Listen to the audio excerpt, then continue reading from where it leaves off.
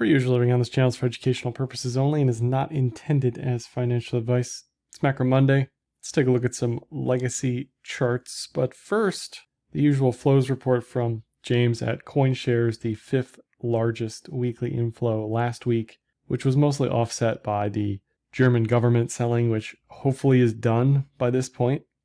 Based on the price action we've had today, they've had plenty of opportunity to sell into the market. Lots of upward momentum.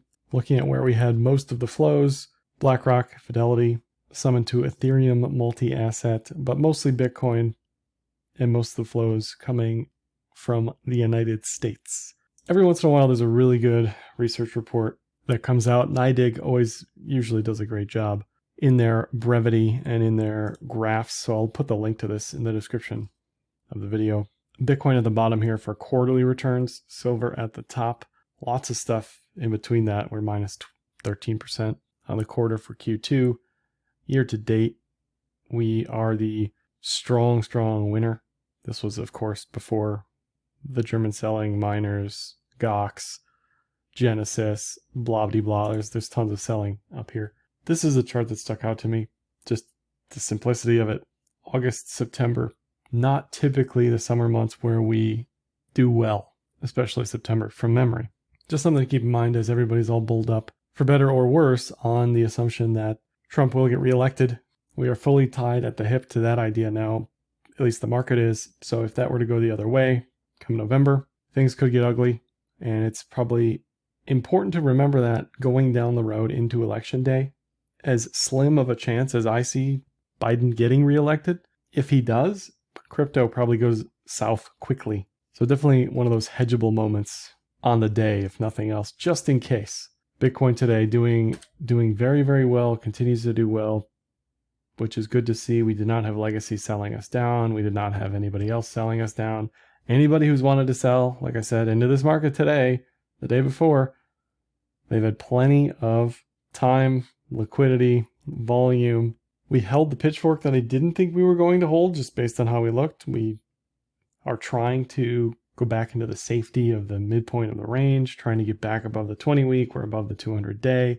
The 200 weekly was not really on my personal radar as a possibility, but it's down there. So if we can hold this trajectory, this gives us a very rosy end of year picture where 89K is the low end of this trajectory. So anything above that would be a win. And we're talking 6 figures pretty easily by the end of the year. Near term, this is what I'm watching. We're still above the 4-hour like I talked about last night. We are at the neckline-ish of a potential inverted head and shoulders. Now, it doesn't have to pan out like this. We may not get a right shoulder, but still something to potentially watch for throughout the rest of the week. Before I go further, let me mention today's video sponsor, Kraken Pro. Kraken Pro is a complete overhaul of the Kraken trading experience with a one-stop shop for advanced and professional traders. Kraken Pro enables efficient trading execution across multiple markets with a UI that allows for unique optimization tailored to your trading style. You can check out Kraken Pro with the link in the description of this video. Non-investment advice. Crypto trading involves risk of loss. Cryptocurrency services are provided to U.S. and U.S. territory customers by Payout Ventures Inc., PVI, DBA, Kraken. We also had some news on the ETH ETF front today with approvals and likely launches on the 23rd of July. Price reacting somewhat bullishly to that news. The 24-hour rolling ETH price is positive 7, whereas BTC is positive nearly 6. So a little bit of a catch up there. Memes doing very well off that Pepe whiff. I mean, it's all the beta stuff, right? If Bitcoin does well, Bitcoin miners should do well. If ETH does well, ETH beta should do well. Layer 2s of Bitcoin should do well. Staking protocols, Lido, DeFi should do well, right? Everything is sort of tied to the hip based on correlations. And that certainly doesn't mean that I want my entire portfolio in whiff, okay? Because downside, drawdown, volatility, risk of total loss is real. So keep that in mind, because I know people like a moth to a flame are like, oh man, look at these meme coins, folks. Yes, they're up quite a bit today, but I would look at all that stuff, any of the beta, as leverage, size it appropriately, use some common sense. So legacy for the week, we don't have too much going on, honestly. A lot of Fed speak, nothing I really care about on the calendar here. I'm sure the macro doomer bears are going to salivate at every single print here, whatever it is, and say the end is near. but nothing too exciting this week. Trueflation is still holding below 2%. Last month's CPI print from last week was 3.0%. The current month, this month's CPI print that we'll get next month, 15 days in, estimated essentially unchanged. Month over month, PCE up, core also up, month over month. So it's just going to depend on what the market cares about. These have a 2-handle, CPI does not, right? So what do you want? Do you want a rising PCE slightly with a 2-handle, or do you want a stable CPI with a 3-handle? No matter what we think about what's going on here, the market is pretty certain with a 100% chance now that we will see a cut in September. We may see a 50 in September. I don't think we'll see anything in July. And there's this weird awkwardness where there's no meeting in August because that's a Jackson Hole conference. Why we don't have a meeting every month, I don't know. We don't need a physical meeting, but I think we should just standardize this anyway. That's just me. So that's one of the reasons why they may cut 50 in September if the data warrants to do so. But at this point, the market's pretty dialed into the fact that we are likely going to see a cut. It's in September and then likely another cut day after the election in November. GDP back at 2%, back in the range. We don't get another print on this until the 16th, which maybe that's something to watch for this week market-wise, but we are essentially flat. Not great when we're spending what we're spending to try to prop up the economy. Looking at the reverse repo picture, this is a liquidity question. Basically flat here for many, many months. Most of this got drained in Q4 2023, and we saw that reaction on the crypto side. So now we're just kind of waiting for the dollar to potentially continue its descent, and that would push global liquidity higher, global liquidity essentially sitting on a horizontal at all-time highs. So everything really talks to each other and is correlated or anti-correlated with everything else. Looking at the yield curve, the mid-front curve is down a little bit, the belly's down a little bit, the back end is up a little bit. It's kind of all over the place here. Some of this is like the Trump bear steepener. I don't think there's too much to read into this just yet. But if we look at the yield curve has started to uninvert more quickly. And man, it's going to be interesting politically. Again, if we have Biden versus Trump, if Trump is in, he's going to say it's Biden's recession. He's coming in to clean it up. We may not get a recession. We may already be in a recession. Certain aspects of the economy are in a recession. Certain states are in a recession. There's all sorts of stuff that you could peel back the onion here. But based on this metric, an uninversion gives us a high probability of a recession. What will happen to unemployment? Something to watch. Just like the Fed was too late to hike rates earlier in the cycle, they are probably going to be too late to cut, and we're probably going to see some interesting lead-lag relationships there. But we still got a little bit of time on the uninversion. Looking at bills versus bonds and this question of, okay, if we're not going to keep inflation in check seriously if Trump's in office, potentially, why would I want to own bonds? We're issuing more bonds. Debt is out of control. That's the con side, right? And then there's maybe this is a trade that is not crowded. Maybe this is a trade that, based on positioning, which is what this essentially is, maybe there is a trade here. Fundamentals and positioning matter a little less to me than the chart. Maybe I'm just a dumb bull here on TLT, but I do like the setup based on how this looks. Whether or not we get the bear steepener or bull steepener, we'll see. Whether or not we get Biden or Trump, we'll see. Whether or not we get debt under control, just kidding, we won't. But I like where this sits potentially for a bullish reversal. What's interesting today is that KRE, the regional banking index, has done really well, probably off of forward expectations of some changes with rates or the yield curve or regulations or whatever. But TLT was down on the day, probably on the bear steepener expectations. A true test of technicals and something to watch. Something to watch. If we get above 96, I think it's go time on TLT. As far as the rest of the market, I still think each week we tick higher here. We even, in the beginning of the year, we just kept going. Here we just keep going. Is anything going to stop this train? Certainly doesn't look like it. Maybe with rates down, we get a breadth trade outside of the US. We get an EM trade. We get small caps, obviously, but this continues to look very strong. I don't personally like it up here as an entry. This looks very overbought, just like it did going into April. where we had that correction. The best entry here is always the key June, which is around 490. Something to watch for on the crypto side, as bullish as we are. Do we start to see some weakness in the SPY? It doesn't look like we will, but we are at the multi-month cup and handle target up here. Certainly have some room. It's just the risk reward up here to me isn't great based on how overbought we are and based on the targets we're hitting on the long side. QQQ, same thing. If we go even on smaller time frames, it just looks a little stretched. That doesn't mean it's a short. It doesn't mean it has to pull back. It just means I don't have to trade it up here. Certainly not my preference. The best time to get into something like this is always the cloud breakout. Always. Not when you see a multi-month rally with a TK disequilibrium like you have here. I think individual names, there's a bunch of setups and trades, but as an index, I'm not a big fan right now. On the crypto side or crypto adjacent side, MSTR, which is essentially 2x BTC, continues to impress me because it's held the cloud, has not broken down. It is now in this very tight triangle that it looks like it's about to complete back above the daily cloud. If this can just hold the midpoint, something around like 1580 until the end of July, beginning of August, we may see some fireworks again for MSTR. This is very, very bullish. This is a bullish continuation setup that I don't quite understand how or why this would go to 3,000 plus, but that's what the charts are signaling here. Even more overbought than it was at the beginning of the year is basically where this could end up. Now, this probably doesn't happen until the end of the year as far as this high-end target, but this is a very compelling technical argument. Coin, kind of the same thing. It is starting to break out again above the daily cloud. Will this be a fake out? Will this be a failure? Possibly, but you manage that accordingly. And you open or add here and you just wait. Each day we're above, you just add more and you just keep adding. A lot of people have trouble adding to winning positions. They love averaging down on losers.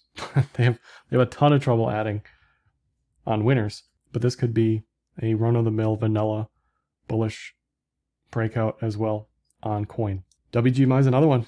This is a multi-year high, not an all-time high for the index, but as far as the Bitcoin miners go, they had quite the day today.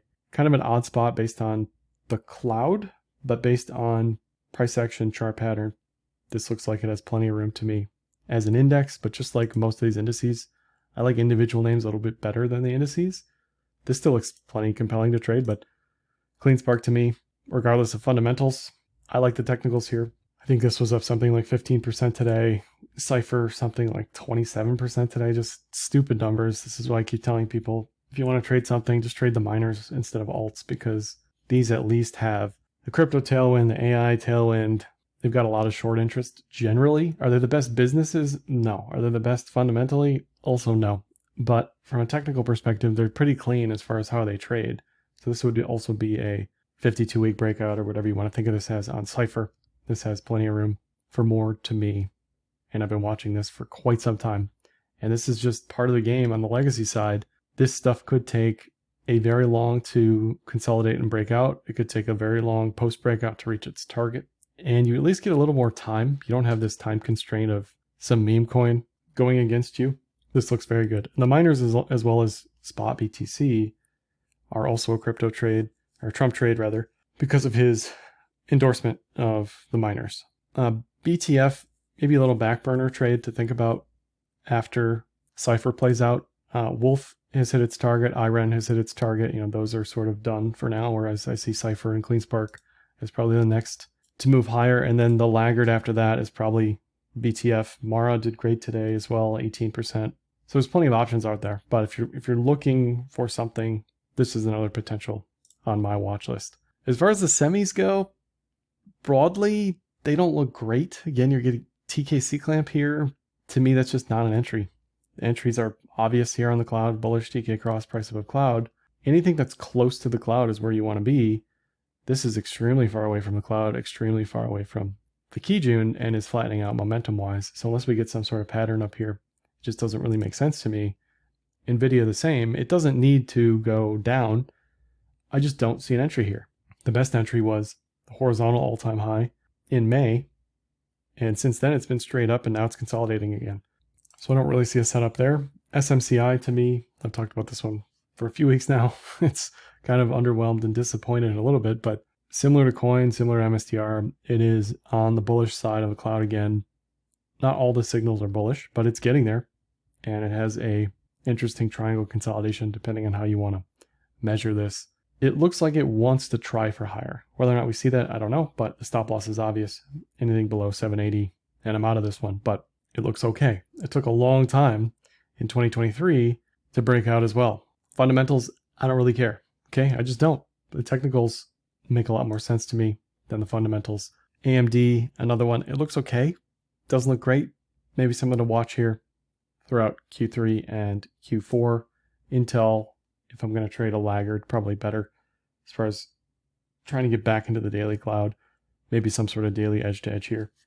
But I'm always asking myself, are any of these good enough to trade relative to BTC? Should I care? Last week, BTC looked like it was falling off a cliff. This week, it's a completely different story. So if we can hold that momentum on the BTC side, all of these legacy trades kind of just don't matter anymore. IGV, the software ETF at highs, looks okay. Doesn't look terrible. Bit of a overbought signal here. If anything, it probably just needs time. Probably just needs time between 82 and 88. If I had to guess, into August, September, Q4, where you then get a better trade, a better setup. Apple, well above its expected move here. The best time to trade this again, break out of the cloud. I don't like Apple personally. I don't like their products. I don't like the company. So I'm always going to have a negative outlook on this. And that's my bias. That's okay. But post buyback announcement, that was when the cloud was telling you to get back into this thing. Up here, I don't know why anybody would touch this. So I don't know. This is way overbought at this point. Super, super quickly, regardless of upgrade cycle, AI, blah, blah, blah. It just doesn't matter to me. The technicals look extremely stretched. Microsoft hit its technical target. Trend-wise, looks fine, but again, it's a little bit stretched. It doesn't look like there's a trade here. Amazon, same thing. It's broke out, pulled back. You've got Uncle Jeff selling a bunch. Just looks a little tired. I don't see a great setup here at the moment on that one. Meta, same thing. It just looks a little tired. Just needs time to consolidate. I don't see a compelling setup or trade here just yet. Google, maybe of the Mag7, it has the most room to run eventually. It is certainly just as overbought as most of the Mag7. I mean, look at this angle. This angle of attack since May, since the breakout on the weekly cloud, has been literally just straight up. Plenty of room left in the tank based on the cup and handle, but I got to use caution there. Am I max long on Google here? Probably not. Probably going to wait if I'm looking at this from a technical perspective. Netflix, the same as the others, looks fine. Just kind of up and to the right. Bullish on trend, has done well on the cloud. Not super, super exciting here for me. No setup, no trade yet. And this is why I go back to the miners too, because even Tesla, right? Tesla had this inverted head and shoulders down here, broke out. Okay, now what? Now what is nothing? It's over. It's done. That's the move. It doesn't mean it has to go down. It doesn't mean it has to go to zero. It doesn't mean it can't go to 4,000. It just means that it was coiled like a spring, and it uncoiled. So now it has to reconsolidate, very likely before it goes again. It's enjoying the Trump trade association between DJT and Elon, but I don't really see a trade here. There's really nothing to do anymore. The trade was back here in June. On trend, it looks okay, but it's certainly overbought. Now here's KRE. I would never trade this, but it looked more bearish than it does now. It looked like it was ready to break down. So hey, welcome to technicals. You don't have to take every trade you see. You don't have to take every setup you see. We never really got a lower low here to confirm the bear trend, but it was on the bearish side of the cloud. If this were to continue breaking out, 60, 65, I think the individual names are better to trade. Morgan Stanley, I've been in this one for a little while now. It's slow, but it's had this multi-month inverted head and shoulders, pretty clean range, pretty obvious stop loss area, and has room to run.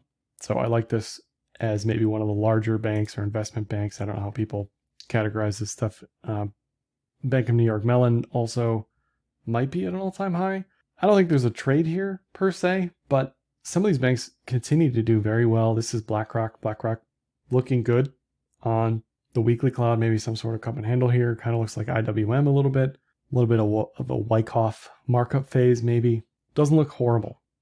Would I rather trade this over Bitcoin? Probably not. But if you're looking for stuff around the edges, this is Goldman Sachs, which has just been roofing, I think, based off of M&A activity potentially if Trump comes in and deregulates everything. But this is very, very oversold or overbought. And then looking at JPM, same thing, maybe rising wedge up here, definitely TKC clamp. So across the board, I don't see too much on the financials to touch. Software, semis, I don't see much there either. Commodities look okay here. Energy looks okay here. But if Bitcoin can continue to turn the bus around, at this point, anything near 60 would be great from it as far as an entry is concerned. And if we're bullish on BTC, again, crypto broadly, most of the legacy stuff is probably going to underperform Bitcoin if we can avoid a bearish August, September, and very likely see a bullish Q4. So that's all for this one today. Like, dislike, comment, share, subscribe, and happy trading.